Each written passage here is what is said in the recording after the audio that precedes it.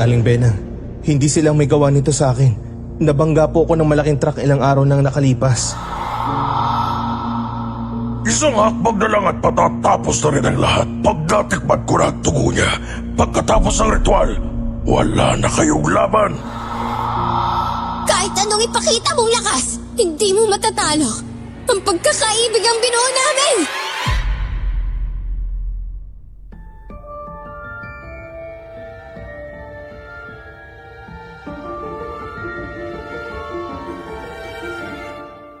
Magandang araw sa inyong lahat. Masaya ako dahil maibabahagi ko ang aking karanasan sa inyo. Isa akong manggagamot. Isang araw, may tinulungan akong lalaki na naaksidente.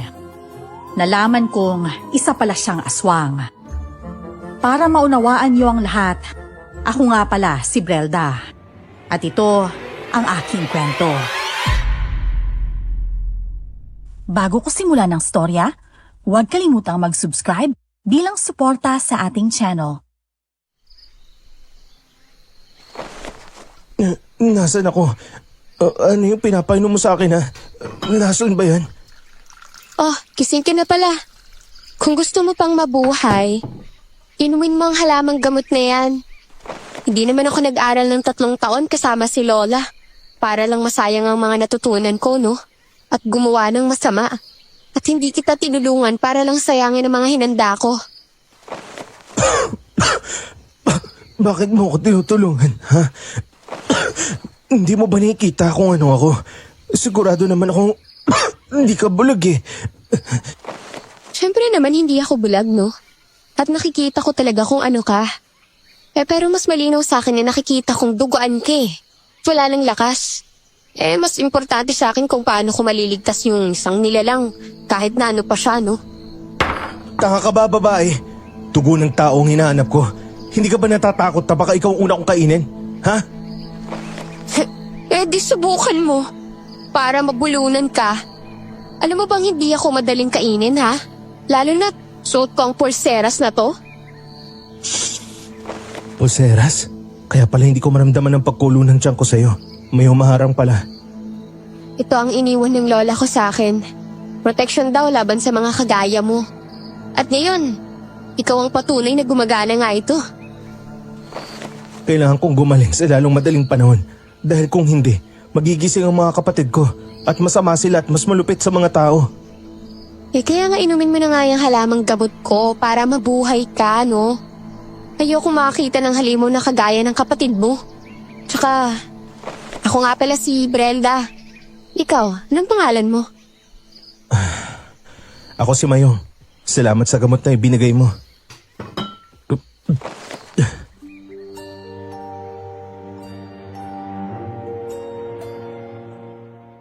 Kabado rin ako noong mga panahong yon.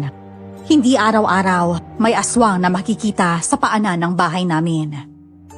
Ang unang reaksyon ko dapat ay tumakbo o sumigaw. Pero iba ang naramdaman ko. May boses sa loob ko na nagsasabi na kailangan ko siyang gamutin. At ngayon, habang hawak ko ang palad niyang malamig na parang bato, napapaisip ako kung tama ba ang ginawa ko. Pero nakumpirma ko na ang pulseras ko ang tanging dahilan kung bakit hindi niya maramdaman ang dugo ko. Ang problema, hanggang kailan siya mapipigilan nito. Isang hapon, dumating ang kambal na sina Lily at Borloloy. Galing sila sa pangunguha ng mga halamang gamot sa bundok. Nagulat sila nang makita ang lalaking nakahiga sa papag.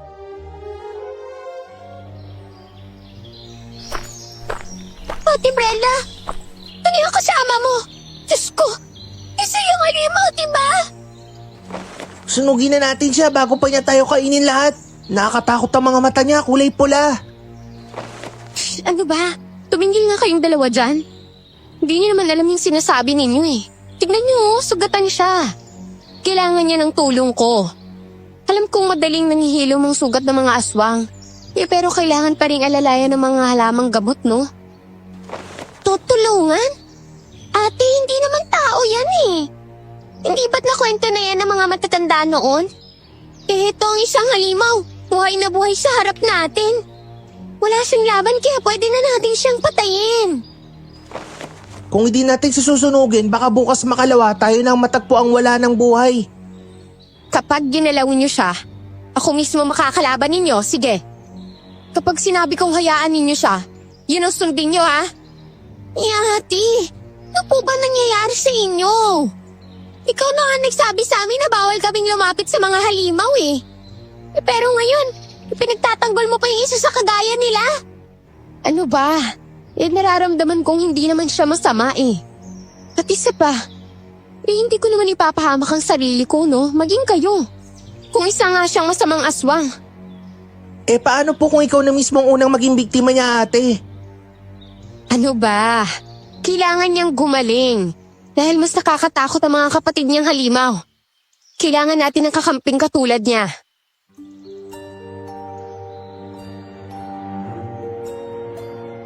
Nagtitigan kami ni Lily. Kahit bata pa, matapang na ang dalawa. Ilang sandali pa, dumating si Mang Lori. Dala ang kanyang baston na may nakaukit na mga lumang simbolo. Kilala siya bilang manggagamot sa kabilang baryo. Pero bihira siyang makita dito sa baryo namin. Nang makita ko siyang papalapit, ramdam ko agad na may alam siya tungkol kay Mayong. At tama nga ang hinala ko. Sinabi niya sa kambal na kapag pinatay nila si Mayong, magigising ang mga kapatid niyang mas malulupit. Napako kami sa kinatatayuan namin. Bigla kong naramdaman na napasok kami sa isang malaking gulo. Mga bata, makinig kayo. Hindi lahat ng halimaw ay dapat patayin agad. May oras at paraan para gawin yun. Pero Mang Lori, hindi po ba delikado ang halimaw na yan? Nakita po namin. Wala po ang mata niya eh. Oo, delikado ang mga kagaya niya. Pero mas delikado kung magigising natin ang kanyang lahi. Lahi? Ibig sabihin marami pa sila? Diyos ko naman, nakakatakot ang maraming kagaya niya.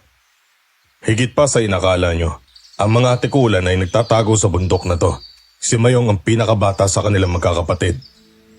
At kung siya ang pinakabata, ibig po bang sabihin, mas malakas ang mga kapatid niya? Tama ka, Iha. Kaya ingatan nyo siya at laging isipin ang dapat na gawin. Kung buhay pa siya, may pag-asa pa tayong manalo sa laban dahil pwede niyang pigilan ang kanyang mga kapatid. Paano po kung hindi niya yun gawin? Paano kapag gumaling siya at bigla niyang ubusin tayo? Ay, ano ba? Kung yun nga ang mangyayari, ako ang unang lalaban sa kanya. Hindi ako aatras sa laban na ako mismo ang unang pumasok. Ang mga salita ni Mang Lori, parang apoy na tumama sa dibdib ko. Mabigat yun, pero may kasamang direksyon. Totoo naman, hindi ako sigurado sa ginagawa ko. Pero naramdaman kong may dahilan kung bakit si Mayong ang napadpad dito. At ako ang nakakita sa kanya. Sa isip ko, baka ito na ang misyon sa akin bilang isang babaylan. Hindi lahat ng laban ay sa pamamagitan ng sandata. Minsan, kailangan ng pasensya, ng dasal, at ng tapang na hindi nakikita ng iba.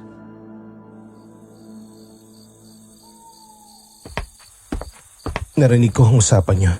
Hindi niyo ako naiintindihan. Oh, gising ka na pala ulit. Sabihin mo na sa amin, kung ano nga ba talagang nangyari sa'yo. Kung hindi ako makakabalik sa aking mga kapatid, sila mismo ang hahanap sa akin at sigurado kong wala kayong laban sa kanila. Makita niyo na ate. Sinabi niyang malakas ang kanyang mga kapatid. Makikipaglaban sila sa atin. At anong gusto mong gawin namin ha? Itapon ka namin sa bangin? Para hindi ka paglaban sa amin, tinutulungan ka lang namin Mas mabuti pa nga kung hindi niyo ako tinulungan. Sa ganung paraan, hindi na sila maghahanap pa sa akin. Kung tadhana ang nagdala sa'yo dito, may dahilan yan. Tama si Brelda. Ang lahat na nangyayari may dahilan yon. May oras na dapat gamitin ang kaalaman. Hindi pwedeng basta-basta na lang ang magdesisyon. Ewan ko sa inyo ha, pero kung ako ang tatanungin, mas pipiliin ko makipaglaban kaysa matulog sa isang bubong ang halimaw na yan. Uy, Burloloy, Tama na nga yan. Huwag mo siya agad husgahan, porque isa siyang aswang. Sa ilalim ng liwanag ng buwan, nakita ko ang mga sugat ni Mayong na dahan-dahang nagsasara. Parang may sariling buhay ang laman niya. Nakakatakot, pero kahanga-hanga rin. Sa kabila ng kaba, pinatong ko ang kamay ko sa dibdib niya at naramdaman ko ang tibok ng kanyang puso. Mahina, pero totoo. Doon ko napagtanto na hindi lang siya halimaw. Isa rin siyang nilalang na marunong masaktan, marunong matakot. At kung may puso siyang tumitibok, sa tingin ko, magiging kakampi namin siya. Mayong, kung sakaling gumaling ka, ano nang balak mo? Hindi ko alam. Siguro lalayo na lang ako. O kaya babalik sa mga kapatid ko. Pero isa lang ang gusto ko talagang mangyari. Hindi ko pwedeng hayaan ang mga kapatid ko na makita kayong lahat. Dahil baka saktan nila kayo. Kung ganun, bakit hindi niyo sila pigilan habang maaga pa po? Dahil hindi sapat ang aking kakayahan. Ako ang pinakamahina sa aming lahat. Ay, alam mo, minsan, ang pinakamahina ang may pinakamatibay na loob, Mayong. Huwag mong maliitin ang sarili mo. Aba ate, marunong ka pala mag-advise. Akala ko puro sermon lang ang alam mo eh. Hindi mo pa alam, Mayong. Pero may mga bagay na mas malakas pa sa dugo ng lahi nyo. Isa na dyan ang tapang ng taong handang magsakripisyo para sa ikabubuti ng lahat. At handa ka bang magsakripisyo para sa isang tulad ko, Brelda? Kung yun ang hihingi ng kapalaran. Oo. Pero wag mong isipin na libre yun dahil may presyo pa rin ang tulong ko.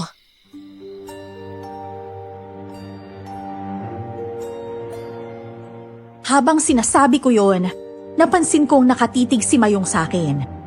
Hindi na tulad kanina na galit at malamig ang mga mata niya. Hindi ko alam kung pinagdududahan niya kami, pero nakikita ko ang apoy na hindi ko maintindihan. Baka nga totoo ang sinabi ni Mang Lori. Hindi lahat ng laban ay nagmumula sa lakas. Minsan, sa lakas ng loob at sa tibok ng puso yun ang gagaling. At sa gabing yun, sa gitna ng madilim na paligid, alam kong nagsisimula na ang sagupaan sa pagitan ng mga tao at ng mga nilalang. Makalipas ng ilang araw, gumagaling na si Mayong. Wala na siyang sugat, pero dahil sa malakas na impact sa kanyang mga binti, nahirapan siyang makatayo at makapaglakad. Mayong, tayo mo na bang tumayo? Kailangan mo kasing maglakad kahit pa ang tuwinti lang. Hindi pa ganun bumabalik ang lakas ko. Pero susubukan ko. Mas mabuti nang matuto akong gumalaw kaysa manatiling nakaigaw na kaupo lang sa papag. Kuya Mayong, tutulungan ka po namin. Mas madali ka makapaglalakad kung merong aalalay sa iyo eh. Hindi mo na po kailangan gawin ng lahat ng mag-isa. Oo nga Kuya Mayong, naniniwala na kaming mabuti kang aswang. Tsaka para lang yung love life. Masakit kapag mag-isa pero gumagaan pag may kasama. Tama niyan, Borloloy. Seryoso ang usapan natin. Hindi makakatulong yung love life na yan. Hindi biro ang lakas sa mga kapatid ni Mayong. Hindi ko ginusto ang lahat ng to. Kung pwede lang sana na ako na lang ang saktan nila para hindi na kayo madamay pa. Ano ka ba? Huwag mo nang isipin yan. Kung masama sila, dapat mas lalong lumaban ka. Dahil hindi lang buhay mo ang nakataya dito, Mayong. Tatanungin kita, Mayong. Handa ka bang kalabanin ang sarili mong dugo para sa mga taong kakikilala mo pa lang? Sa tanong ni Mang Lori, nakita ko kung paano nagbago ang mukha ni Mayong. Para siyang batang pinapipili kung aling kamay ang puputulin, kaliwa ba o kanan. Hindi madaling suwayin ang pamilya, lalo na kung sila ang kaisa-isang pundasyon ng pagkatao mo. Pero nakita ko rin sa mga mata niya ang pag-aalinlangan. At dun ako kumapit. Kasi minsan, mas mabigat ang desisyong bumitaw kesa ang kumapit. At yun ang laban na kinakaharap ni Mayong. Kaya naiintindihan ko siya nang hindi niya agad masagot ang tanong ni Mang Lori sa kanya. Hanggang sa isang araw, may babaeng bigla na lang nagpakita at galit na galit dahil sa nakitang itsura ni Mayong. Mayong! Anong ginawa nila sa'yo? Parang ang bilugbog dahil sa itsura mo. Ang mga tao ba ang may gawa niya sa'yo, ha? Aling Benang, hindi silang may gawa nito sa akin. Nabangga po ako ng malaking truck ilang araw nang nakalipas. Huwag mo kong gawing tanga bata ka, ha? Kilala kita. Kilala ko mga sugat na gawa ng isang tao. Mawalang galang na po. Pero sana naman po huwag kang basta-basta mang bintang. Kung gusto niyo pong malaman ng totoo, andito po ako sa harapan mo. Nakita ko po ang nangyari kay Mayong. Oo nga po, kung kami man ang may gawa sa mga sugat niya, bakit pa namin siya aalagaan, di ba? Benang, tama. Sana naman kumalma ka muna. Ang mahalaga, boy si Mayong. Ano ba siya sa'yo at sobra ka kung mag-alala sa kanya? Ako lang naman ang tagapangalaga ni Mayong. Ako si Benang. Alam niyo bang may nakita akong kakaiba kagabi? Anong kakaiba naman yun, ha? Ang truck na nakabangga kay Mayong, hindi yun ordinaryong truck. May naramdaman akong kakaibang presensya sa loob. Mas malakas pa sa mga nilalang na nakita ko na. Diyos ko, baka yan ang mga kapatid ni Mayong. Sana naman, huwag silang maghasik ng lagim dito sa lugar natin. Kinabukasan, mas naging malinaw ang lahat sa amin. Dumating ulit si Aling Benang at agad kong nakita ang bangis sa ilalim ng mukha niya na isang matanda. Sa mga mata niya, nakikita ko ang galit niya nang makita si Mayong na nahihirapan sa paglalakad. Nalaman kong isa pala siyang alan. Nilalang na kumakain ng laman ng dugo ng tao, pero marunong magbalat kayo. At nang marinig niya ang sinabi ko, alam kong nagsimula na siyang magduda. Wala siyang tiwala sa amin. At kung may bagong nilalang na mas malakas pa kesa Atikulan at Alan, magiging malaki ang gulong kakaharapin namin.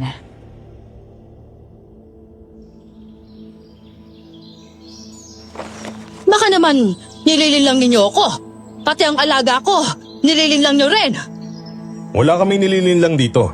Pero ramdam ko, hindi basta-basta ang halimaw na yan. Isang malakas at malupit na aswang. Kung totoo yan, delikado tayong lahat. Maski mga kapatid ko baka matakot sa halimaw na yun. Aling Benang, gusto mong protektahan si Mayong. Makinig ka sa amin. Hindi kami ang kalaban ninyo. Oo nga po, Aling Benang. Si Ate Brelda inaalagaan ng maayos si Kuya Mayong. Baka nga magkatuluyan pa silang dalawa eh. Lolo, ano ka ba? Hindi ito panahon para magbiro ko ng ganyan, ha? Hindi siya kalaban, Aling Benang. May mga pagkakataon na mas nararamdaman kong ligtas ako kasama si Brelda kaysa kapag kasama ko kayo. Talagang ang nababaliw ka na, Mayong. Hindi na ikaw ang alaga ko. Nilaso na nila ang isipan mo. Aling Benang, huwag po kayo magsalita ng ganyan, ha? Hindi po kami kalaban. Sa mga salitang yon, parang biglang bumigat ang paligid. Hindi ko alam kung sinasadya ni Mayong na sabihin yon sa tagapangalaga niya o pwede ring bukal yun sa kanyang puso. Pero ramdam kong unti-unti na siyang kumakapit sa amin at ayokong ipagkait yun. Hindi dahil sa awa, kundi dahil nakikita kong mas tao siya kesa sa mga kapatid niya. Sa gitna ng mga nangyayari, yun ang huling bagay na inaasahan ko. Ang makita na may mabuting puso ang isang halimaw na kagaya niya. Kung totoo ang kutob ninyo, mas lalo kong kailangan protektahan si Mayong. At sana lang talaga kakampi namin kayo. Hindi lang si Mayong ang dapat na isipin dito, kundi buong baryo din na nakasalalay sa labang ito. Kaya hindi kami pwedeng maupo na lang at maghintay ng mga mangyayari. Kung may bagong banta, dapat alam natin kung paano sila labanan. Pwede ko bang sabihin ang naisip kong plano? Gusto ko lang sabihin na kapag may ginawa kayong pain sa mga kalaban, dapat hindi ako dahil baka masira yung kapugian ko. Ay, nakakainis ka talaga, Borloloy. Huwag ka na nga alam magsalita. Wala ka namang matinong sasabihin. Tsaka isa pa, Hindi naman natin alam kung sino ang target ng nilalang na yun eh. Baka akong hinahanap ng malakas na nilalang na yun. Kasi ako ang una niyang sinubukang patayin. At kung ganon, hindi kita hahayaang lumapit kahit kanino. Ako magbabantay sa iyo, Mayong. Eh hindi naman po sapat na isa lang ang magbantay sa kanya, Aling Benang. Eh kung ayaw pong mawala siya, makinig ka po sa plano namin. Napatingin ako kay Aling Benang. Kita ko sa mukha niya ang takot na tinatago sa likod ng galit. Alam kong hindi lang siya basta tagapag-alaga. Parang may mas malalim na ugnayan sila ni Mayong. Hindi ko lang alam kung bilang ina o tagapagsilbi ng lahi nila. Pero sigurado ako, kapag kumilos siya ng mag-isa, mas lalo kaming malalagay sa panganib. Hindi ito laban ng isa o dalawang nilalang lamang. Isa itong bagyo na paparating at lahat kami ay madadamay. Ang kailangan natin ay impormasyon. Ano ba talaga ang nilalang na yun? Hindi ko pa ho alam sa ngayon. Pero may narinig akong kwento sa mga nakakatanda tungkol sa isang halimaw na kaya magbalat kayo bilang isang bagay o kaya hayop. Bagay po? Ibig niyo pong sabihin, kuya, pwede itong maging truck? Puno o kahit ano? Tama ka dyan, Lily. Kaya mas nakakatakot siyang maging kalaban. Kaya pala, parang normal lang ang truck ng gabing yun. Pero bakit ikaw ang binangga niya? May kasalanan ka ba, ha? Siguro dahil alam niyang ako ang pinakamahina sa aming magkakapatid. Ako ang madaling target at patayin. Ang malas mo naman, Kuya Mayong. Kahit sa halimaw na yun, ikaw pa rin ang talo. Tumahimik ka, bata. Hindi biro ang nilalang na yan. Kung totoo ang sinasabi ni Mayong, wala pang nakakaligtas sa mga naging biktima niya. At ngayon, mukha yatang tayo ang susunod nilang target. Sa mga huling salita kong yon, nanlamig ang katawan ko. Ang baryo na dati kong nakasanayang tahimik at payapa, unti-unti nang napapalibutan ng takot. Hindi lang mga tao ang kalaban namin ngayon, kundi mga nilalang na hindi namin lubos na kilala. At sa gitna ng lahat, naroon si Mayong na isang halimaw na may mabuting puso, isang paalala na hindi lahat ng laban ay malinaw sa amin. Ang tanong lang, kaya ba naming makipaglaban sa isang nilalang na kayang magtago sa anyong truck o puno o kahit anong bagay? At kung darating siya, handa ba talaga kaming labanan siya? Yun ang mga katanungan sa utak ko. Kaya naman nag-usap-usap kami tungkol sa malakas na halimaw na nasa loob ng truck.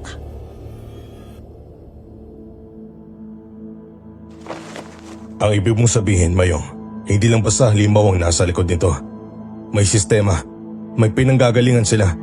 Pero sa tingin ko, hindi nagiging bagay o hayop ang halimaw na yun, kundi ang laman ng truck na yun ay aswang. Paano ho kung bigla silang maging tao din? Paano natin malalaman kung kalaban sila o hindi? Baka po pati kapitbahay natin impostor na pala. Dahil sa pagbabalik kayo nila. Aba, kung ganun nga, mas delikado ang sitwasyon natin. Kung biglang maging halimaw sila tapos bigla na lang tayong atakihin, matatalo tayo ng walang kalaban-laban. Hindi sila basta-basta nagaan yung tao. Iba ang kataw kaysa ordinaryong aswang. Ang ugat nila ay mas malalim at ang galit nila walang pinipili. Totoo yan. Hindi ko dapat ito sasabihin sa inyo pero ngayon na nakita ko na rin ang mga galaw nila, malakas ang pakiramdam ko na ako talagang gusto nilang patayin. Ang tanong ko na lang ay kung bakit. Ako ang pinakamahina sa aming magkakapatid. Nakakapagtaka lang Alam mo sa tingin ko, may kakaiba sa lakas mo. Siguro, itinago yun ng mga kapatid mo sa'yo. Wala silang inililihim sa akin at wala rin akong espesyal na lakas. Ang mga katao, silang tunay na banta sa lahi ko. Gusto nila akong alisin kasi ako ang humahadlang sa plano nila maghari sa lupaing ito. Kung ganun, mas dapat tayo maganda. Hindi lang proteksyon ang kailangan natin, kundi plano kung paano haharapin ang mga katao na yan. Sa mga salitang binitawan ni Mayong, para akong nahulog sa bangin ng katotohanan. Hindi lang pala aksidente ang lahat. Hindi rin kami nadamay lang basta. May dahilan kung bakit siya ang binangga ng truck na yon. May dahilan kung bakit tila hindi natatapos ang panganib. At ang dahilan ay nasa harap ko mismo. Si Mayong. Ang halimaw na nagkataon na naging kakampi namin. Kinilabutan ako sa mga nangyayari. Pero kasabay noon, nagpasalamat din ako. Kasi alam kong lalabas at lalabas din ang totoo.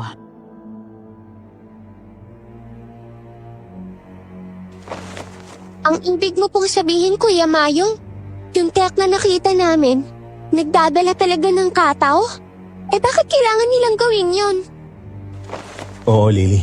Hindi lang basta dinadala lang nila, kundi kinukulong sila at nilalagay sa sako. Sa tingin ko, dinadala sila sa iba't ibang lugar para maghasik ng lagim. Grabe naman yung mga yun. Ang sama nila. Bakit kailangan pang ikulong ang mga kataw kung malalakas sila? Dahil hindi sila basta nabubuhay sa lupa. May ritual para makatawid sila dito. At kapag nagtagumpay yon, maghahasik na sila ng lagim. Ang tanong, sino ang nagdadala sa kanila dito? Sinong may pakana? Hindi pwedeng basta na lang may kataw na ikinukulong sa truck nang walang nagutos. Sigurado ako may pinuno sila. At sigit sa lahat, paano natin sila pipigilan? Kung gusto kanilang patayin, Mayong, ibig sabihin, kasama mo na kami sa labang to. Salamat sa inyo. Hindi ko ito kayang harapin na mag-isa. Kung susuko ako, pati kayo madadamay. Pero kung lalaban tayo, baka may tsansa pa tayo magtagumpay. Mabuti naman at malinaw na tayo dyan. Kayang-kaya rin nating bantayan ng isa't isa laban sa kataw. Minsan, hindi mo alam kung matatawa ka o matatakot sa sitwasyon.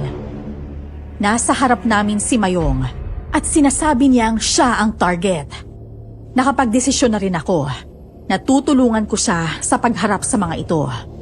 Dahil kung hindi kami kikilos, kami rin ang susunod na mawawala. Nakita ko sa mga mata niya ang lungkot. Pero higit doon, may apoy ng determinasyon. At kahit halimaw siya, doon ko naramdaman na may puso siya kesa sa mga masasamang tao. Kinabukasan nga, nasa bahay kaming lahat at nagtitimpla ng kape.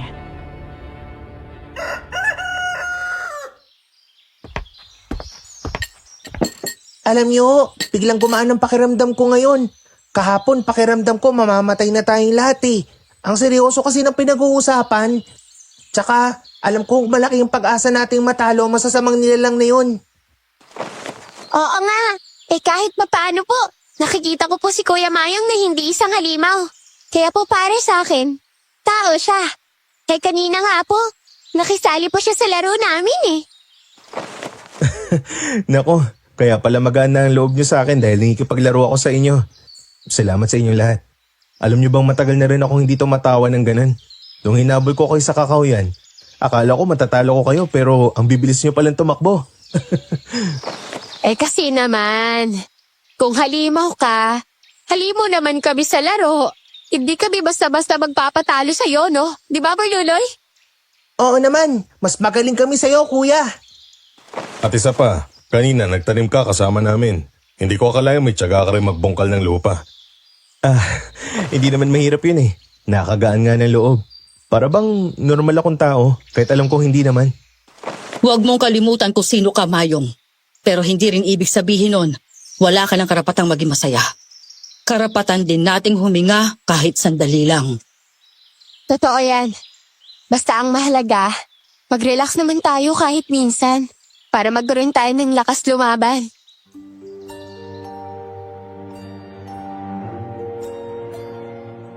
Doon ko nakita ang isang bagay na hindi ko inaasahan. Si Mayong, na dati kinatatakutan ni Lily at Berluloy, ngayon, unti-unti nang nagiging bahagi ng buhay namin. Nakita ko siya na naglalaro kasama ang kambal, magtanim ng gulay at ngumiti ng totoo. Ang halimaw na dati kong ginagamot, ngayon ay nakikitawa na sa amin sa hapag. At nung una niyang kinain ang adobo na luto ko, nakita ko ang gulat at tuwa sa mukha niya. Walang dugo ng hayop, wala ring karne. Normal na pagkain ng tao ang kinakain niya. Para bang muli siyang isinilang. At dahil doon, naniniwala akong magtatagumpay kami sa lahat ng laban na aming haharapin. Kuya Mayong, mas masarap po ba ang pagkain ng tao kaysa sa dugo? Kanina po kasi, nangingiti ka habang inunguya mo yung adobong niluto ni Ate Brelda eh. Hindi ko nga akalain ganito kasarap ang pagkain nyo eh. Ngayon lang ako nakatikim ng panibagong putahe. Hindi lang ako basta nabusog, kundi masaya din ang pakiramdam ko. Huwag ka magalala, Kuya Mayong. Ipagluluto rin kita ng sinangag. Sisiguraduhin kong magugustuhan mo yun. Jesus, ang yabang mo na. Sige nga, tingnan nga natin kung masarap kang magluto. Hihintayin namin ang araw na yun, ha? Oo naman, walang problema po, ate. Pero seryoso, kung kaya ni Mayong kumain ng pagkain natin mga tao, baka yun ang dahilan para hindi na siya bumalik sa pagiging halimaw. Huwag nating madaliin ang mga bagay-bagay. Ang katauhan ng nilalang ay hindi lang nasa kinakain niya. Dahil kahit na pagbalik-balik ka rin man natin ang mundo, isa pa ring aswang si Mayong. Aling Benang, gusto ko rin ho talagang subukan. Ayoko nang bumalik sa kung ano ako. Gusto kong maging parte ng mundong to. Kung ganun ang gusto mong gawin, hindi simulan mo sa mga simpleng bagay, Mayong. Katulad ng kumain, magtanim, makisama sa mga katulad naming tao. Yun kasi ang buhay namin dito eh. At sa tingin ko, bagay ka rin dito.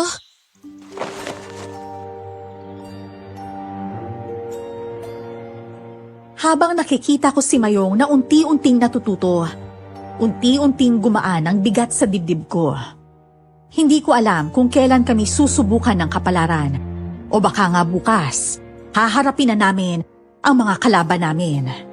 Pero sa sandaling yon, sapat na ang tawanan, ang biruan at ang pagkain ng sabay-sabay para mas maging matatag kami.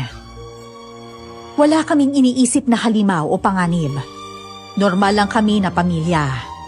At doon ko naramdaman na kahit may bagyo pang darating, hindi ko hahayaang bumalik siya sa pagiging halimaw. Ate Brelda, may narinig ka ho ba kagabi? Sigaw daw ni Mang Teryo. Parang binibiyak yung katawan. Grabe, pati aso niya wala na raw. Oo nga ate, yung kapitbahay natin, iyak nang iyak kaninang umaga. May anino raw po na dumapo sa bubong bago sila nakarinig ng sigawan. Hindi ako makapaniwala. Sa tingin ko, nagsisimula na umatake ang mga kataw. Hindi naman sila basta-basta lumilitaw sa isang lugar nang walang dahilan. Malinaw ang dahilan ng kanilang pag-atake. At dahil yun sa mga taong kasama mo at itinuring mong pamilya, Mayong, sila ang may hatid ng sumpa. Huwag ka na magtaka kung bakit sila umaatake. Aba, teka lang po. Huwag niyo pong sabihin na kasalanan namin kaya umatake ang mga kataw na yan, ha? Siguro, may alam ka na hindi mo sinasabi sa amin. Tama si Brelda. Simula nang dumating ka rito, Benang, sakala nagkagulo ang baryo. Hindi ba't masyadong kahina-hinala mga pangyayari? Huwag mong ipasa sa akin ang kasalanan ninyo. Kung hindi dumating si Mayong dito, walang kataw na hahabol sa kanya. At kung hindi dahil sa inyo, hindi rin natin pagdadaanan ito. Hindi ko alam kung sinong paniniwalaan ko. Pero sigurado ako na hindi ko kaya magduda sa kanila na tinrato nila akong tao. Ramdam ko ang pagtitig ni Mayong sa akin. Parang sinusukat niya kung sino ang nagsasabi ng totoo. At dun ako kinabahan. Isang maling galaw lang, baka isipin niyang kami ang nagdala ng kapahamakan sa kanya. Pero hindi ko pwedeng payagan yon. Lalo na't alam kong si Aling Benang mismo ang may mga kamay na duguan sa bawat gabi na may nangyayaring masama. Kung gusto niyang ako ang masisi sa mga nangyari, kailangan niya ng malakas na ebidensya. Hindi niya alam na mas matibay pa sa bato ang tiwala ng kambal sa akin.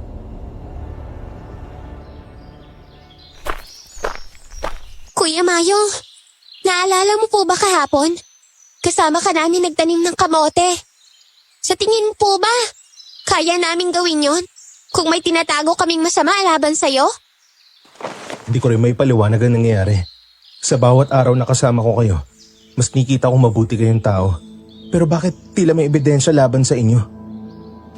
Alam mo na gawa-gawa lang ang ebidensyang yan. Kapag nilagay sa ilong mo ang usok, Mapapaniwala ka ba agad na may sunog? Pero minsan, ilusyon lang pala ang lahat ng yun. Ay nako, kung kami ang may kasalanan, Kuya Mayong, edi sana pinagluto na kita ng adobong may lason. Pero ayan ka, buhay na buhay, kumakain pa kasama namin. Benang, bakit may kutob akong pilit mong nililihis ang paniniwala ni Mayong laban sa amin? Kung totoo kang kakampi, bakit hindi mo na lang kami tulungan? Dahil alam kong hindi lahat ng nakangiti ay kaibigan. At hindi lahat ng nagpapakain ay mabuti. Tandaan mo yan, Mayong. Hindi mo pa sila lubos na kilala, kaya huwag ka agad maniniwala sa kanila. Ikaw din naman, Benang. Hindi ko rin nakikitang malinis ang mga kamay mo. May tinatago ko rin sa amin. Kaya ito lang masasabi ko sa iyo, Mayo. Pakinggan mo ang sinasabi ng puso mo. Hindi lahat ng kasinungalingan kayang takpan ng katotohanan. Malakas ang tensyon na bumabalot sa amin. Ang mga salita ni Aling Benang puno ng lason. Pero hindi yun kinain ni Mayong. Nakita ko ang pag-aalinlangan sa mukha niya. Pero mas nakita ko rin kung paano siya napapatingin sa akin at sa kambal. Hindi ito tingin ng isang taong galit. Ito ang tingin ng isang nilalang na naguguluhan. At dun ko naisip, baka oras na para ipakita namin ang totoo naming kulay. Hindi na sa salita, kundi sa gawa. Ate, paano kung talagang maniwala si Kuya Mayong kay Aling Benang? Di tapos na tayong lahat, wala na tayong magiging kakampi. Hindi mangyayari yon. Kita mo naman kanina eh. Nagdadalawang isip siya. Kung naniniwala siya kay Aling Benang, di dapat, kanina pa niya tayo tinapos. Hindi ko kayang patayin ng mga taong naging dahilan para muli kong matikman ang buhay. Kung pipili ako, pipiliin ko maging tao kaysa halimaw. Kuya Mayong! At kung pipili ka, sana piliin mo ring paniwalaan kami. Hindi namin kayang dayain ka. Ang kaya lang namin ay ipaglaban ka. Kung kataw talaga nagdadala ng kasamaan dito, hindi ito titigil hanggat hindi nila nakukuha si Mayong. At baka si Benang ang dahilan kung bakit nakakapasok sila dito. Huwag mo kong idamay, Lori! Hindi ko sila tinatawag. Sila mismo ang humahanap sa dugo ng isang katulad niya. Napapansin ko na galit kayo kay Brelda. Hindi ho ba dapat mas galit kayo sa mga kataw? Hindi naman sila maghahasik ng lagim kung umuwi ka lang sa mga kapatid mo. At dahil sa kanila, kaya kanila hinahabol. O baka naman po, kapag hindi kami nawala, ikaw ang maglalantad. Simple lang naman ang laro na ginagawa niya, Mayong. Ang ituro sa amin ng sisi sa mga nangyayari. Nakakatawa, pero nakakatakot din isipin ang mga nangyayari. Nakikipaglaro kami ng baraha, pero ang kapalit ng pagkatalo ay buhay. At si Aling Benang, eksperto sa larong ganito. Alam niyang si Mayong ang pinakamadaling linlangin. Isang halimaw na gustong maging tao. Pero kung may isa akong natutunan, yun ay ang katotohanang hindi lahat ng halimaw ay walang puso. Sa kabila ng lahat, nakikita kong si Mayong mismo ang hahadlang sa kanya.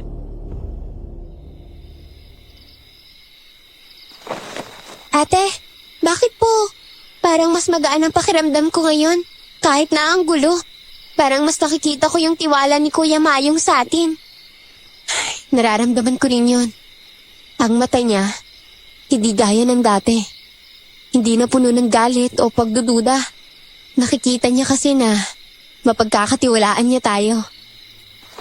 Sana hindi na siya magbago pa, no? Gusto kong maging masaya tayo pagkatapos sa mga problemang kakaharapin natin. Hindi ko alam kung saan hahantong lahat ng to pero ang alam ko, hindi ko kayang saktan ng mga taong nagbigay ng dahilan para manatili ako. At kung darating ang araw na may kipaglaban tayo, mas mabuti siguro maganda tayo. Hindi lang laban sa kataw, kundi makipaglaban sa mismong taong nasa tabi natin. Subukan ninyo akong pagbintangan pa at makikita ninyo kung sino talaga ang may kapangyarihan dito. At ikaw, Mayong, ako ang dapat kampihan mo dahil ako ang taong nagpalaki sa'yo. Hindi ko yun nakakalimutan, Aling Bena. Malaking utang na loob ko sa inyo. Pero hayaan niyo akong mamili ng kapalaran na gusto ko. Kakampihan? Baka naman kasi lingulingan lang ang lahat ng sabihin mo kay Mayong. Darating at darating ang panahon na malalaman din niya ang totoo. Huwag kang mag-alala. Hindi naman ako bulag eh. At kung oras na para pumili, pipiliin ko ang katotohanan. Sa wakas, may bahid ng ngiti sa labi ko. Hindi man malinaw ang lahat, pero naramdaman kong hindi ganun kadaling mabaling ang tiwala ni Mayong. Oo, naguguluhan siya, pero hindi siya bulag sa mga nangyayari. At higit sa lahat, nakikita niya ang mga ginagawa namin. Hindi lang dapat puro salita. Sa gitna ng kaguluhan, may sinag ng pag-asa. At kahit si Aling Benang pa ang maghasik ng lagim, alam kong hindi niya matatalo ang tiwala na unti-unting sumisibol sa pagitan namin at ni Mayong. Isang gabi, habang naghahanda kami sa pagtulog, nilapitan ako ni Lily.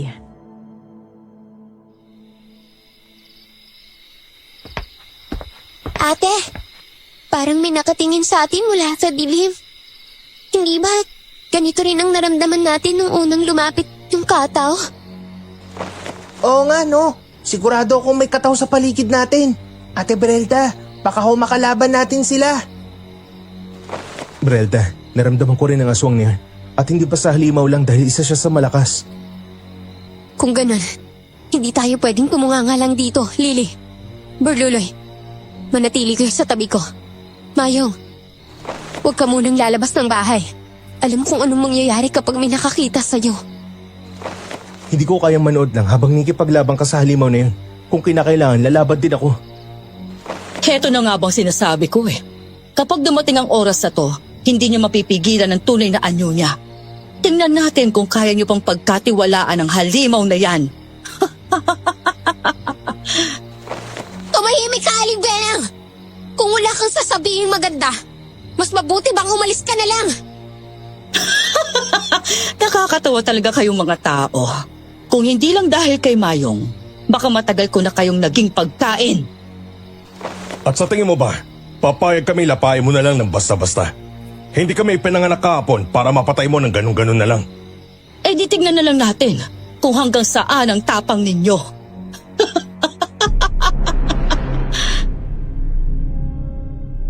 Mabilis sa mga pangyayari. Bago pa ako makapagsalita, lumipad mula sa dilim ang isang malaking nilalang. Pulang-pula ang mga mata at umaatungal na parang gutom na gutom. Ang mga kuko niya'y halos kasing haba ng maliit na punyal. At ang amoy niyang nabubulok na karne ay lumaganap sa paligid. Alam kong isa lang ang gusto niya at yun ay ang patayin kami. Tumalon siya ng walang babala. At kahit anong iwas ko, tinamaan pa rin niya ako sa braso. Ramdam ko ang init ng dugo na galing sa sugat ko. Bumilis ang pagtibok ng puso ko. At sa gilid ng mata ko, nakita ko si Mayong. Pinigilan ko siya, pero hindi niya ako pinakinggan.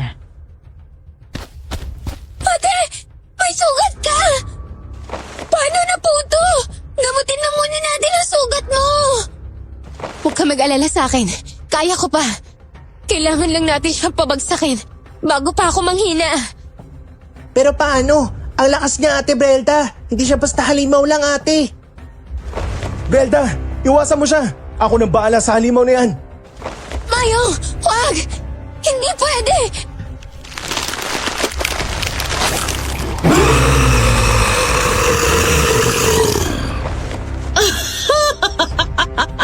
Ayan na siya!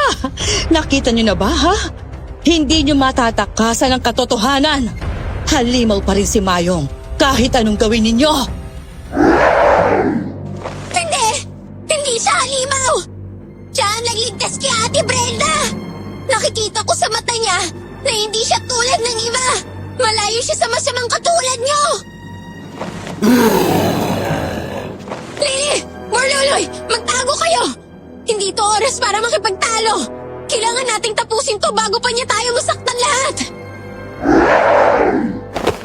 Halos bumigay ang tuhod ko Dahil unti-unti akong nanghihina, maraming dugo ang nawala sa akin.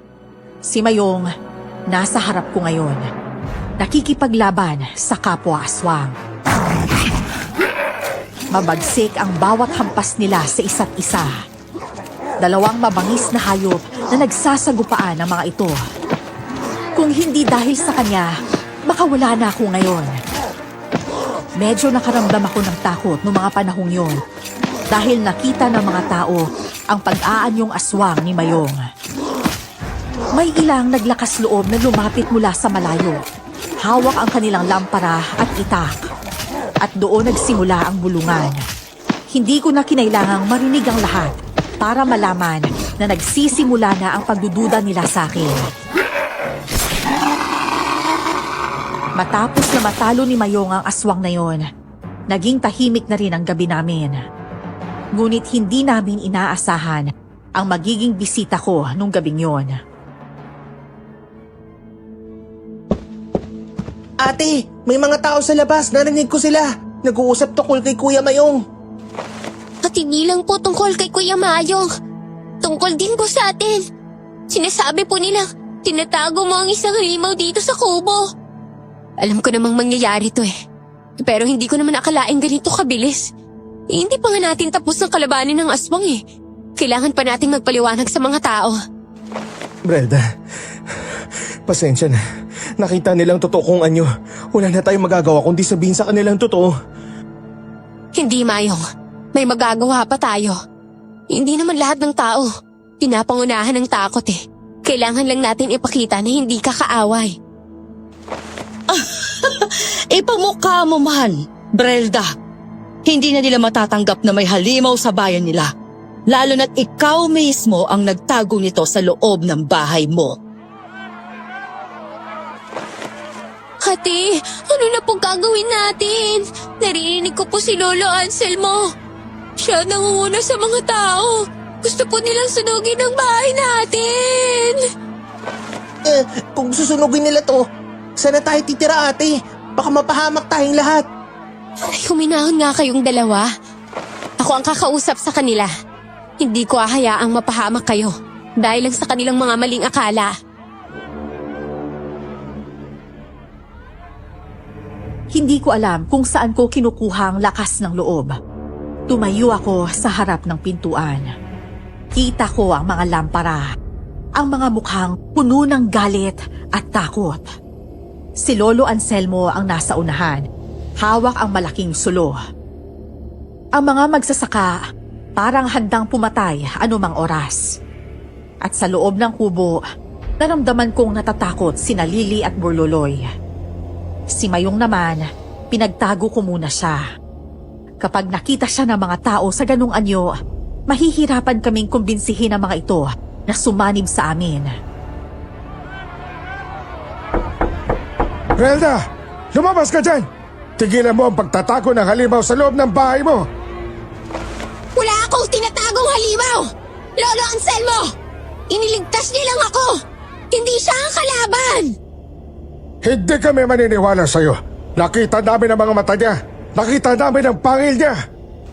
Kung hindi po siya lumaban, baka po patay na si ate ngayon! Hindi niyo ba nakikita yon, ha? Tama si Lily. Hindi lahat ng halimaw ay masama.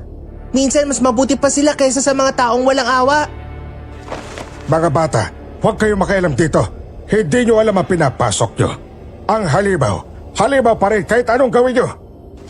Hindi niyo ba naiintindihan?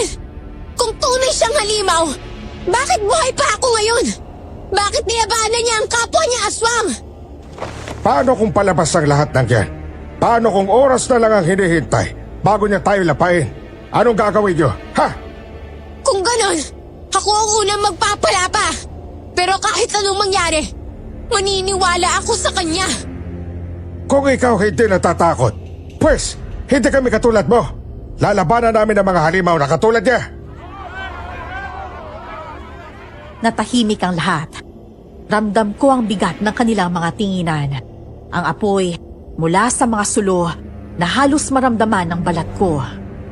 Hindi ko sila inurungan. Hindi ko kayang pabayaan si Mayong.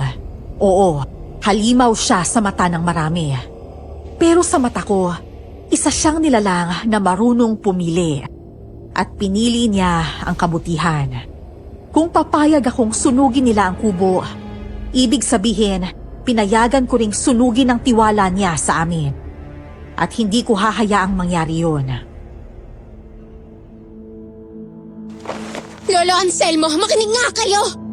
Wala kayong alam sa totoong nangyari. Kung kinakailangan kong gamitin ang ritual ng dugo ng mga babaylan para patunayan ang sarili namin, gagawin ko yon. Dahil kung hindi, lahat tayo mapapahamak. Hindi lang ako. Hindi lang po si Mayong, kundi pati kayo. Ritual daw. Isa yung kalokohan, Brelda. Lolokohin mo kami para itago mo ang halimaw sa loob ng bahay mo. Hindi naman namin siya tinatago, Lolo Anselmo. Pero sana naman ho, pakinggan niyo naman po kami. Kailangan namin ng isang katulad niya. Hindi ako makikinig sa'yo.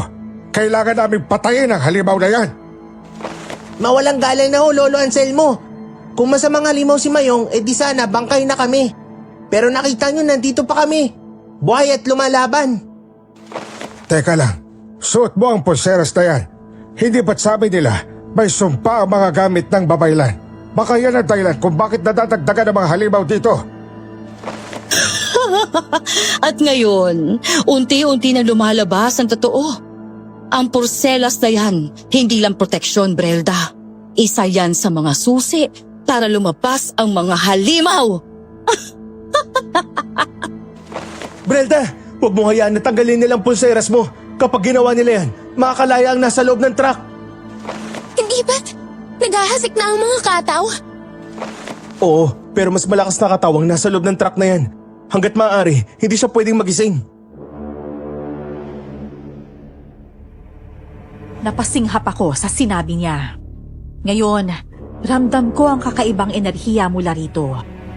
Parang may nilalang na gustong kumawala. Kinagat ko ang labi ko habang pinipigilan ang takot. Ang mga tao lalong nag-ingay. Ang mga alan na may malalaking pakpak mula sa kagubatan, lumipad palapit sa akin. Tila ba naaakit ng kapangyarihan ng pulseras. Wala na akong pagpipilian. Kailangan kong gawin ang ritual sa lalong madaling panahon. Lily, Loloy, hawakan niyo ang kamay ko. Kailangan kong lakasan ang loob ko. Ang dugo ko ang magiging pananggalang natin. Ate, sigurado ka ho ba sa gagawin mo? Baka po masaktan ka. Baka naman ho may iba pang paraan, ate. Huwag nyo lang isakripisyo ang sarili mo. Wala na tayong ibang paraan eh. Kung hindi ko gagawin to, tuluyang magagalit ang mga alin sa atin. At aatakihin tayo ng mga taong walang tiwala sa atin. Huwag mong subukan ng pasensya namin, Brelda. Mga kasama, sunugin na lang natin ang bahay na to bago pa dumami ang mga aswang. Sunugin natin sila. Tigilan niyo na si Brelda! Di patunayan nyo kung wala kayong tinatago. Lumabas ka na, halimaw! Mayong, huwag kang makikinig sa kanya. Kung yan ang gusto nyo, makikita nyo ngayon kung ano talaga ang totoo. Pero kapag napatay ko ang aswang, hindi nyo na kami guguluhin pa. Dinukot ko ang maliit na kutsilyo na ginagamit naming mga babaylan na iniwan ni Lola bago siya namatay. Dinampot ko ang pulseras. Kumislap ito ng kakaibang liwanag na parang nagbabadya ng panganib. Sinugatan ko ang palad ko at pumatak ang dugo sa lupa. Pagkatapos ay iginuhit ko ang mga simbolo sa lupa, mga tanda ng proteksyon. Lumakas ang hangin. Nagliyab ang mga sulo na hawak ng mga tao at nag-iba ang kulay ng apoy. Mula sa kulay kahel, naging asul. Nag-umpisa na ang ritual. Ang mga alan na kanina'y handa ng sumugod, biglang natigilan. Pero sa parehong oras, umuga ang truck at doon nagsimula ang kakaibang pangyayari.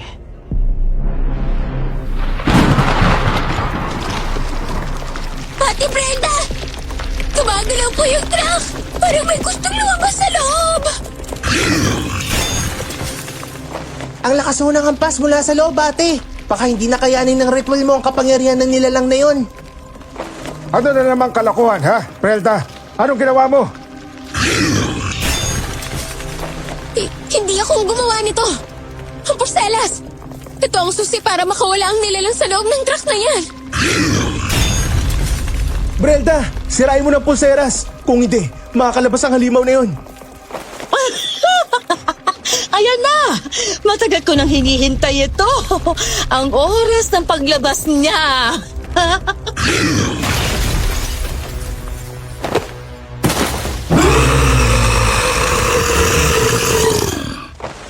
Diyos ko po, ano yan? Mga kabaryo! Magtago na ho kayo! Bilis! Hindi po kayo ligtas dito!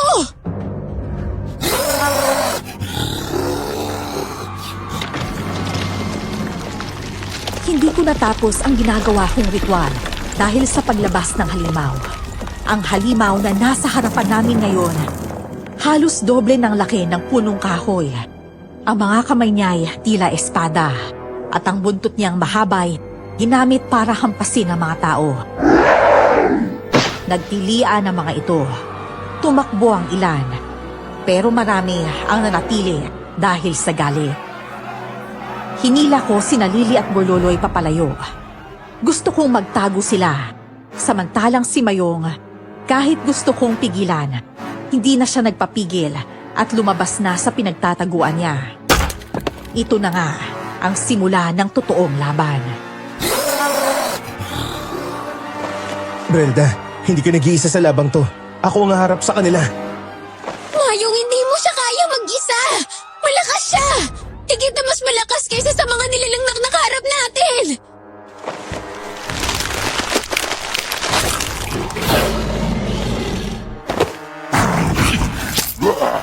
Tignan mo siya. Ginamit mo yung mga kuko niya para sugatan yung kataw.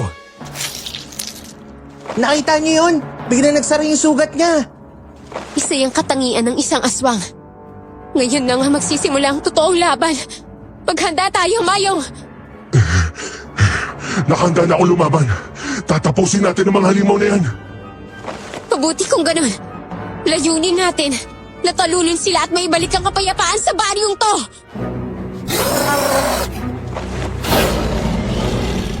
Sumugod si Mayong. Mabilis na parang kidlat. Kumapit siya sa katawan ng halimaw at sinaksak ito gamit ang sariling mga kuko.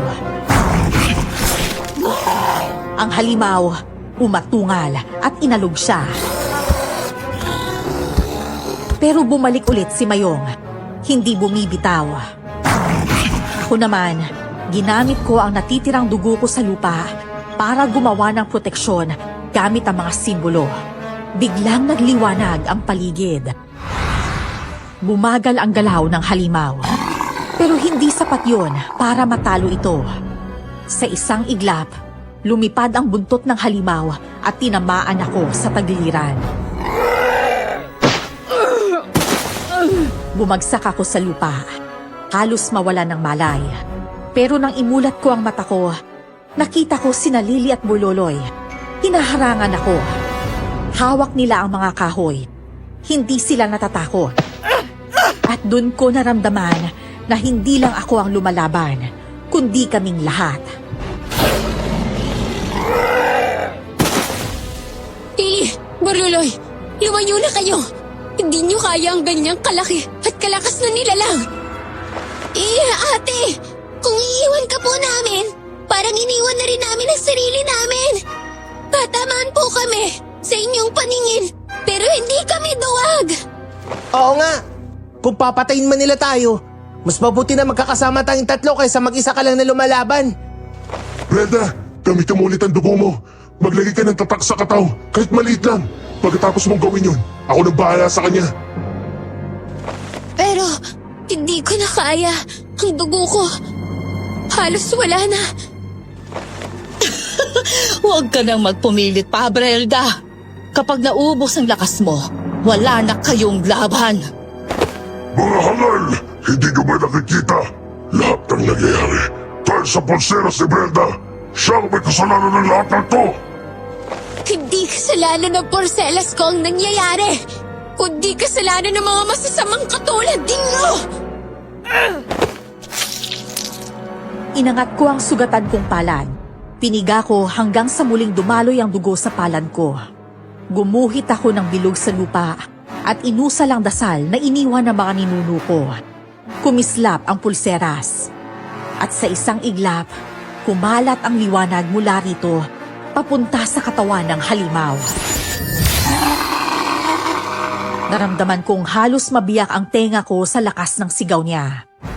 Si Mayong ginamit ang pagkakataon para itulak ang halimaw papasok sa bilog na ginawa ko. At nang magsara ang liwanag, parang nasunog mula sa loob ang halimaw, nagliyab at natunaw sa harap ng lahat. Tumahimik na ang paligid at tanging malalakas na paghinga namin ang maririnig. Pero alam kong hindi pa tapos ang lahat. Dahil habang tumatayo ako, ramdam kong may mas malakas na halimaw kaming makakalaban. Noong gabing yon, natapos ang laban sa halimaw na yon. Ngunit kinabukasan, pagsapit ng gabi, nagulat kami nang mawala si Burloloy. Lily, nasa si Burloloy? Kanina lang nandito siya eh. Kanina ko pa siya tinatawag pero di niya ako sinasagot. Ate, nakita ko siya kanina. Papunta sa kasada. Akala ko po iihilang o kukuha ng tubig eh. Pero hindi na po bumalik. Kinakabahan na po ako. Baka may mangyari na pong masama sa kanya. Ay, Diyos ko naman. Huwag naman sana. Pero hindi kaya may kumuhang aswang sa kanya katulad ng Alan? Hindi Alan ang kumuha sa kanya, Brelda. Naamoy ko ang dugo ni Burloloy. Hindi siya pinilit kundi umalis siya ng kusa. Ano? Bakit siya sasama ng kusa sa halimaw na yun? Hindi gagawin niya ni Burloloy. Hindi siya tanga, Mayong. Brelda, pwede ba kumalma ka lang, ha? Hindi natin mahanap si Burloloy kung mag-hysterical ka. Ate, baka po tinawag siya ng aswang. O kaya, kinamitan ng kapangyarihan para mapasunod siya. Minsan po nakakarinig ako ng mga kakaibang boses eh. Malamyos at nag-iengganyo. Kung totoo yung sinasabi mo, ibig sabihin tinawag siya ng kataw. Nanganganib ang buhay niya. Hindi pwedeng mangyari yon. Hindi ko hahayaang gamitin nila si Burloloy. Basta lang siyang inosenteng bata. Hindi siya pwedeng gamitin laban sa atin. Kung gusto mong maibalik siya, Brelda, kailangan nating sundan ang amoy niya. Kailangan natin magmadali bago pa mahuli ang lahat. Hinugot ko ang natitira kong lakas at pinilit kong tumayo. Medyo masakit pa rin ang sugat sa tagiliran ko. Pero hindi yun mahalaga. Ang mahalaga, makita ko si Burloloy. Habang naglalakad kami papunta sa kagubatan, naririnig ko ang huni ng mga kuliglig. Pero may halong kakaibang tunog. May ugong ng makina. Doon ko narinig ang tunog ng isang lumang truck. Nagkatinginan kaming tatlo at sabay na kumaripas ng takbo. At nakita namin si Burloloy. Sumasakay mismo sa truck na kinakalawang na. At yun din ang bumangga kay Mayong. Parang wala ito sa sarili.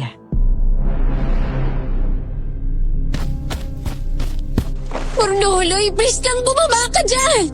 Hindi mo alam kung anong ginagawa mo. Nakikiusap ako sa'yo. Huwag kang pumasok sa sasakyan na yan. Ate, naririnig ko siya. Tinatawag niya ako. Hindi ko mapigilan ang sarili ko, parang may humihila sa akin mula sa loob. Burloloy, huwag ka maniniwala sa kanila. Boses yun na halimaw. Huwag mo hayaan na gamitin ka nila. Brelda, tignan mo ang mga mata niya. Nag-iba ng kulay. Sa tingin ko, nasa ilalim siya ng mahika. Magiging akin na ang batang to! Lolo Anselmo! Ikaw ay isang kataw? Binabalaan ko ho kayo. Huwag niyong gamitin si Burloloy sa kasamaan ninyo. Ang dugo ng inosente ang magpapalakas sa akin at walang sino man ang makakapigil na gawin ko yun! Kung iniisip mo nga hayaan kong kunin mo siya, nagkakamali ka. Mas pipiliin kong ibuhos ang lahat ng lakas ko kaysa hayaan kang magtagumpay! Ate, pasensya ka na. Gusto ko lang malaman bakit ako ang pinili niya. Sumakit ang dibdib ko nang marinig ko ang boses ni Borloloy. Ang inosenteng bata na dapat ay naglalaro lang, ngayon ay parang bihag ng sariling katawan. Lumapit ako, pero bigla na lang lumakas ang ihip ng hangin at pumutok ang ilaw ng truck. May sumabog mula sa loob at tumilapon kami ni Lily at Mayong sa gilid ng kalsada. Ramdam ko ang init sa balat ko. Pero mas masakit ang katotohanan na kusang sumama si Borloloy sa halimaw na yun. Hindi siya pinilit. Pinili niya ang halimaw na si Lolo Anselmo. Pili, kumapit ka. Hindi tayo pwedeng sumuko ngayon. Kahit ano mangyari, susundan natin siya. Ate Brenda, paano kung totoo ang sinasabi ni Lolo Anselmo? Paano kung si Borloloy talaga nakapagbibigay sa kanya ng lakas? Baka mas lumakas pa ang halimaw kapag ginamit siya eh. Lahat ng ritual, lahat ng nilalang, may sinusunod. Kung siya nga ang susi, may paraan para basagin ang kapangyarihang yon. At anong paraan yun, Mayong? Hindi ko na alam kung sapat pa ba ang lakas ko para lumaban eh. Ang pulseras mo, Brelda, hindi lang yun para sa'yo. Nakita ko kanina, umiilaw siya nang pumasok si Borloloy. May koneksyon ng lahat, Brelda. Ibig niyo kong sabihin, kailangan natin makuha si Borloloy bago tuluyang gamitin ng kataw? Tama ka, Lily. Hindi tayo pwedeng matakot. Kung siya ang susi, gagawin natin siyang susi para sirain ang halimaw na yon. Hindi para palakasin to. Ang tapang niyo pero kulang pa rin ang mga lakas niyo. Isang hakbang na lang at patatapos na rin ang lahat. Pag natikman ko na ang tugo niya, pagkatapos ng ritual, wala na kayong laban. Nanginginig ang kamay ko, hindi dahil sa sugat, kundi sa galit. Hindi ko hahayaang kainin ng dilim si Borloloy na itinuring ko ng kapatid. Habang papalayo ang truck, hinabol namin ang sasakyan. Ang gulong, kumikiskis sa lupa. Panay ang dasal namin. Ramdam kong papalayo na siya sa amin. Bago pa ako mawala ng pag-asa, naramdaman ko ang init na nagmumula sa pulseras sa kamay ko. Sinasabi nito sa akin na huwag akong bumitaw dahil hindi pa tapos ang laban. Mayo, masyadong mabilis ang pagpapatakbo ng truck. Hindi natin to kayang habulin. Kung hindi natin kayang habulin, edi doon tayo dumaan sa may shortcut papunta sa bangin. Doon dadaan ang truck bago tumawid ng tulay. Ate, kaya po natin to. Kahit sugatan ka, kahit ako, mas mahalaga na hindi natin hayaan makuha si Borloloy ng halimaw na yon. Ano ba, kahit ako na lang ang mapahamak, huwag lang kayo. Hindi ko hahayaang isipin ni Borloloy na iniwan natin siya. Sabay-sabay tayong lalaban, walang maiiwan. Yan ang sinasabi ko, Brelda. Ang tunay na laban, hindi lang sa halimaw, kundi sa takot din natin. Alam ko manginginig sa takot si Lolo Anselmo dahil alam niyang hindi tayo magpapatalo sa kanya. Sana lang po, hindi pa po huli ang lahat. Hindi pa huli ang lahat. At kilala ko si Borloloy. Hindi siya papayag na maging kasangkapan ng halimaw na yon. Tumakbo kami. Tumalon sa mga bato. Dinaanan ng makapal na damuhan papunta sa bangin. Ramdam ko ang tibok ng puso ko. Sumasabay sa ugong ng truck na papalapit. Nung una, akala ko imposible ang gagawin namin. Pero nang makita ko ang anino ng truck, nagliwanag ang pag-asa sa puso ko. Doon, alam kong magsisimula na ang panibagong laban. Hindi lang sa halimaw, kundi laban para iligtas si Borloloy. Mayong, sigurado ka bang dito dumaan ang truck? Parang paikot-ikot lang tayo. Baka naman wala ka talagang alam ha? Hindi ko ipapahamak si Borloloy. At ang pinakaayaw ko sa lahat, ang mag-aksaya ng oras. Naamoy ko si Borloloy. Buhay pa siya, kaya bilisan na natin. Mga hangal talaga kayo mga tao. Kung hindi lang dahil kay Mayong, hindi ako susunod sa inyo. Wala kaming pakialam kung anong ginagawa mo. Basta't wag mo akong asarin para hindi kita mapatulan. May oras ka rin sa akin, babae ka. Lily, huwag ka lalayo sa tabi ko Nasa tabi natin ang totoong halimaw. Opo ate, hindi ako lalayo sa inyo. Aba, mas matapang pa si Lily sa'yo. Ang galing niya. Ano pang hinihintay nyo? Sugurin nyo na ang sasakyan na yan!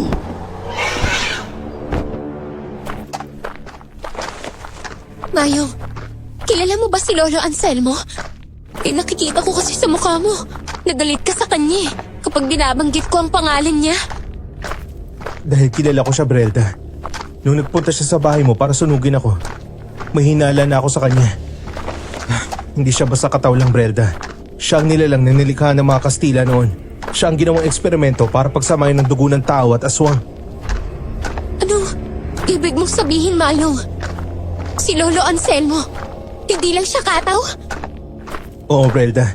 Siya ang pinakamatandang aswang na ginawa. Hindi siya pinanganak. Ginamit siya ng mga praile noon para subukan kung makakagawa sila ng sundalong hindi namamatay. Ngunit pinatay niya mga ito. Dahil may baril ang mga sundalo, nagtago siya sa kagubatan at hanggang ngayon, buhay pa siya. Ate, ibig sabihin, ang ginawa niya kay Borloloy, hindi lang simpleng ritual. Pinapalakas siya para maging masigit pa sa mga halimaw. Eksperimento? Huwag mo sabihin. Kaya pala hindi ko siya maramdaman. Iba ang aura niya. Kakaiba at nakakatakot. Hindi ako papayag na mawalan ng kapatid.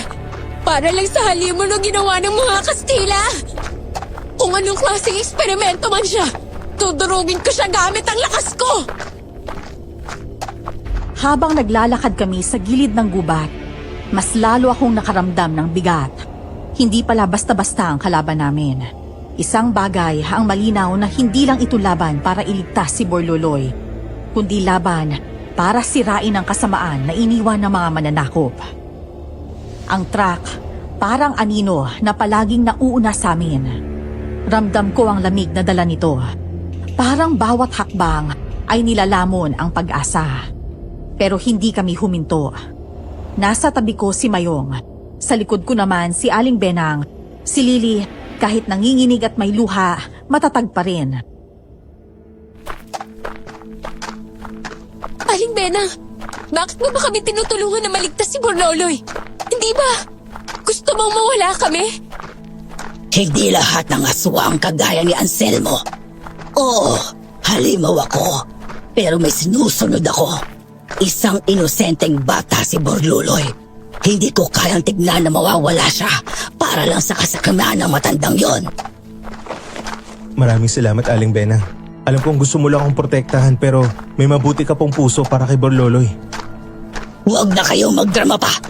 At hindi ibig sabihin nun na gusto kitang hayaan sa mga taong yan. Mas pipiliin kong tulungan kayo sa pakikipaglaban kaysa maging alipin ng halimaw na yon. Kahit magkaiba po tayo, pare-pareho po tayong may dahilan kung bakit tayo lumalaban. Kung kailangan kong gamitin lahat ng lakas ko para sa laban, hindi bali nang ako ang masaktan. Basta hindi si Borloloy. Ate, hindi ka po nag-iisa. Kung kailangan po, lalaban din po ako para sa kakambal ko. Sabi nga po ni Mang Lori, minsan ang pinakamaliit na dahon, siya ang nagdadala ng pinakamalaking lunas. Sama-sama tayong lalaban. Laban sa kasamaan. Ngayong gabi, hahayaan ko maging kakampi kayo. Sa sinabi nila, may init na lumukob sa loob ko. Kahit hindi mapagkakatiwalaan si Aling Benang. Pero sa oras na ito, wala akong pwedeng pagkatiwalaan kundi sila. Nakakatawang isipin na isang babaylan, isang atikulan, at isang ala na aswang magkakasama para iligtas ang isang batang magiging susi sa lakas ng isang kataw. Habang tinatahak namin ang madilim na daan, nararamdaman ko ang init ng pulseras ko. Parang sinasabi na maging handa ako dahil darating na ang oras ng katotohanan. At nang marinig ko ang ugong ng truck mula sa malayo, alam kong hindi na kami malayo kay Bololoy at kay Lolo Anselmo, ang halimaw na iniwan ng kasaysayan.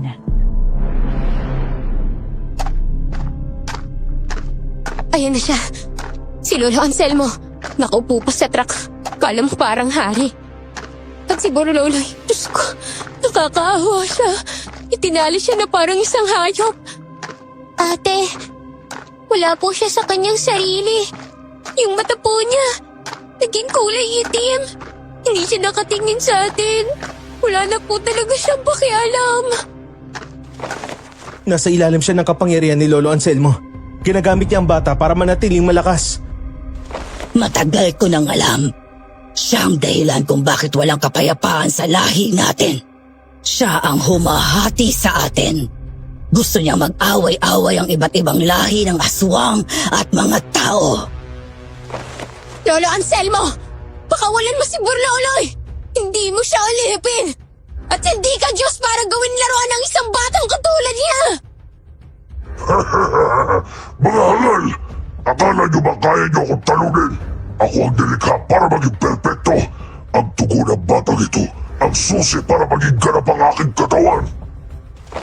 Kung perpekto ka nga, bakit kailangan mo pa ng dugo ng isang inosenteng bata?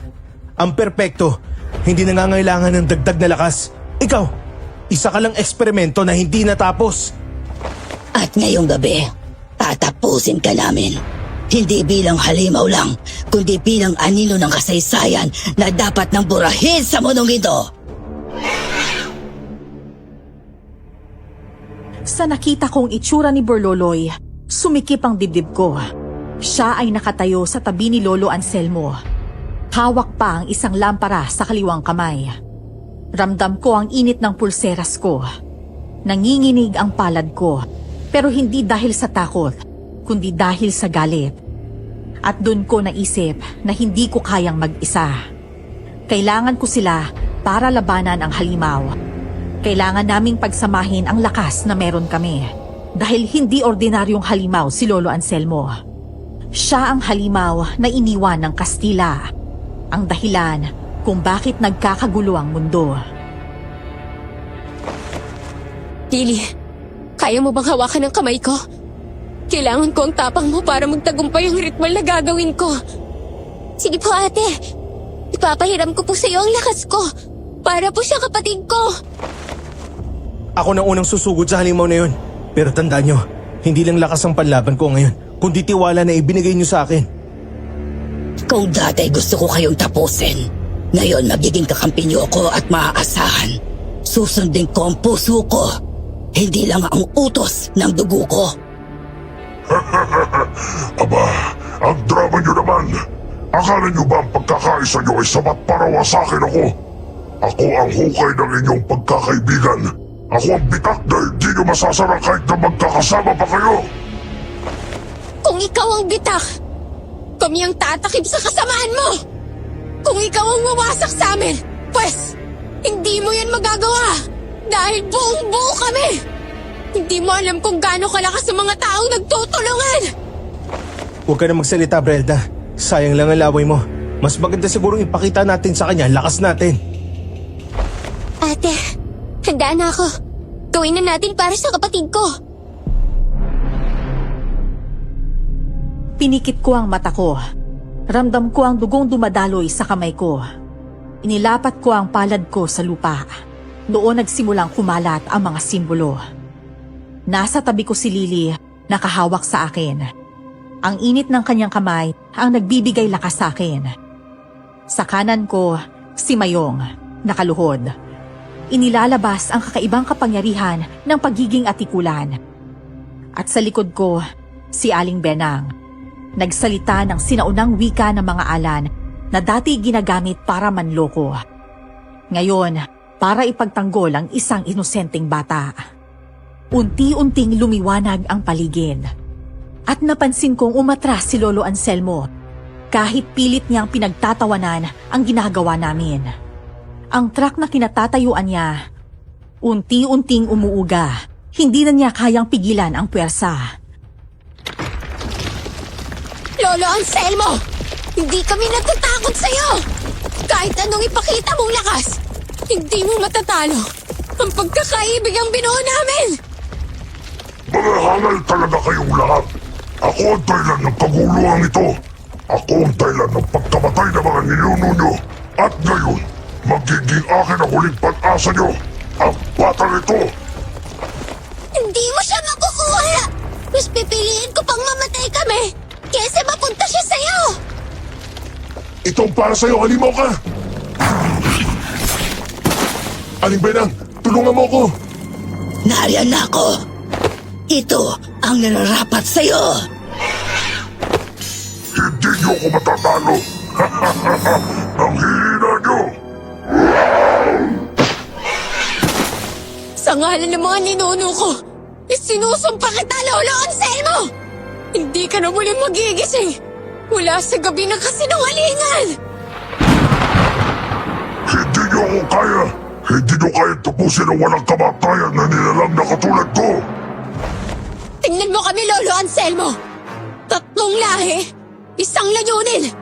Kung hindi mo kayang tanggapin, masisira ka sa sarili mong kasakiman!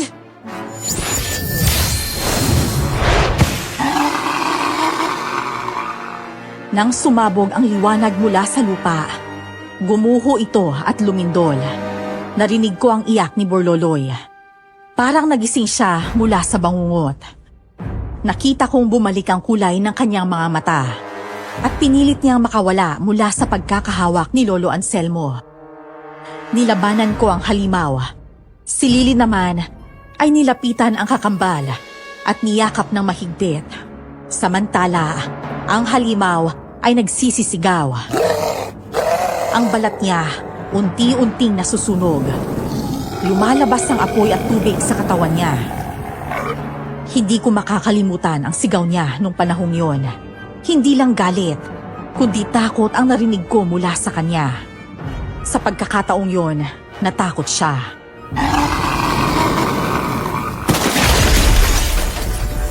At nang tuluyan siyang bumagsak, nagliyab ang truck at sumabog. Tuluyan siyang naglaho, kasama ang kasamaan niya. Patakbo kong pinuntahan ng magkapatid at mahigpit na niyakap.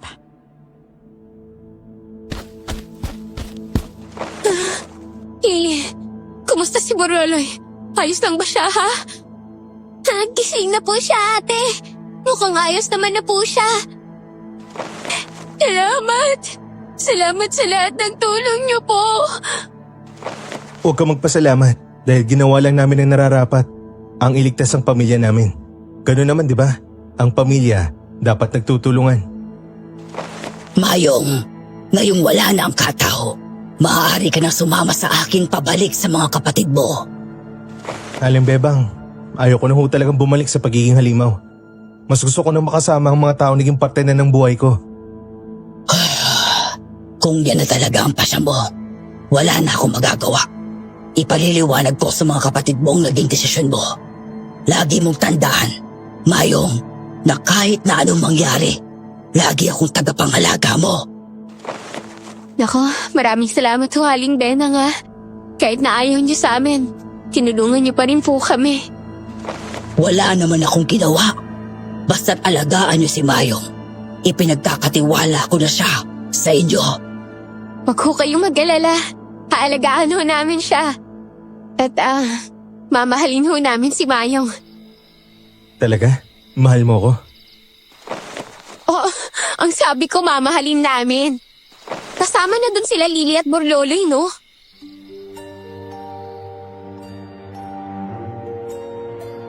Natatawa akong tiningnan ni Mayong.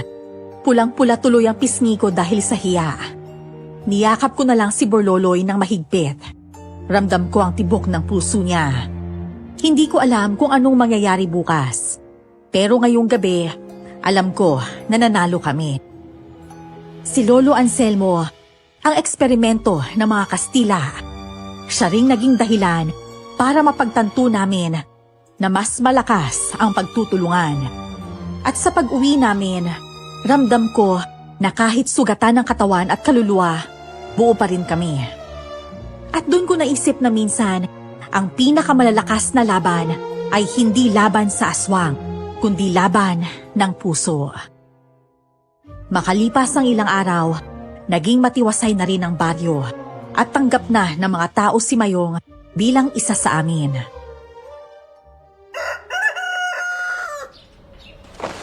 Magandang umaga sa lahat. Naganda na ako ng pagkain para sa atin. Wow! May tagaluto na kami araw-araw! Lalong sumasarap po ang luto niyo, ah! Huwag ka mag-alala, Lily. Dahil kapag lumaki na ako, ipagluluto ko kayo ng sinigang. Hihintayin talaga namin yan, Barluloy. Siguradihin mong masarap ang luto mo, ha? Oo, tama na yan. Halina kayo at sabay-sabay na tayong kumain. Okay po. Pagkatapos po natin kumain, maglaro po tayo, ha? Ay, kaya talaga, oo. Hayaan niyo na nga muna makapagpahinga si Kuya Mayong niyo. Ayos lang, Brelda. O sige, pagkatapos ng mga gawain natin ngayong araw, maglalaro tayo pagkatapos. Yay! Salamat po, Kuya Mayong!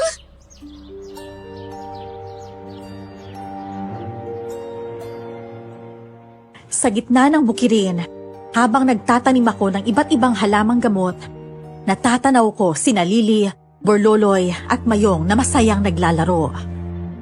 Hindi lang katawan ang gumaling sa amin, kundi pati puso. Si Mayong na isang aswang ay natutong magmahal at magtiwala. Doon ko naisip na pwede pala kaming mamuhay ng payapa. Brelda, tikman mo nga itong niluto kong tinola. Baka sobra yung luya eh. Tingin nga. Aba, perfect ang timpla. Pwede ka na magtayo ng karinderya dito sa baryo natin. Aba, at ako po ang magiging kahera ng karinderya ni Kuya Mayong. At ako naman ang tagapunas ng lamesa. Libre lang pero may extra raise dapat ako, ha? Aba, kumpleto na pala ako ng trabador eh. Kailangan na lang natin mag-akot na magiging customer. Nako, maraming bibili ng mga kapitbahay natin, no? Siguradong pupunta sila basta may libre kang sabaw, Mayong. Ako po ang mag-aalok sa kanto. Ganito po ang sasabihin ko. Tinola po ni Kuya Mayong masarap, mura at may halong pagmamahal. Ang galing ko po, di ba? Hala, mukhang dyan nga kayo sisikat sa pagluluto. Naku, huwag kayong mag-alala. Susuportahan ko kayo sa gusto nyo. Makalipas ang ilang buwan, hindi lang karinderya ang nabuo namin, kundi pagmamahalan din. Si Mayong at ako, sa dami ng pinagdaanan namin, natutong kumapit sa isa't isa. At dumating ang araw na opisyal naming tinawag ang isa't isa na magkasintahan. 1 taon ang lumipas. Sa gitna ng aming mga kababayan, sinaksihan ng lahat ang aming kasal. Doon ko lalong napatunayan na ang totoong laban ay natatapos. Pero ang pagmamahal, yon ay walang katapusan. Maraming salamat sa pakikinig niyo sa ibinahagi kong kwento. Muli, ako si Brelda at ito ang aking kwento.